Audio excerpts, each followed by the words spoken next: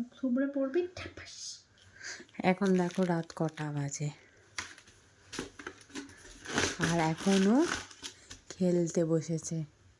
কতক্ষণ খেলবে তার নেই ঠিক।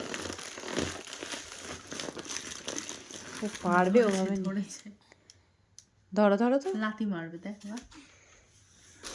না খেল।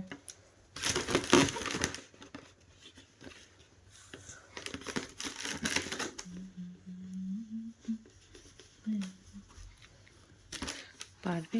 এখন খেলা করবে, দুপুরবেলায় ঘুরতে বেরোবে।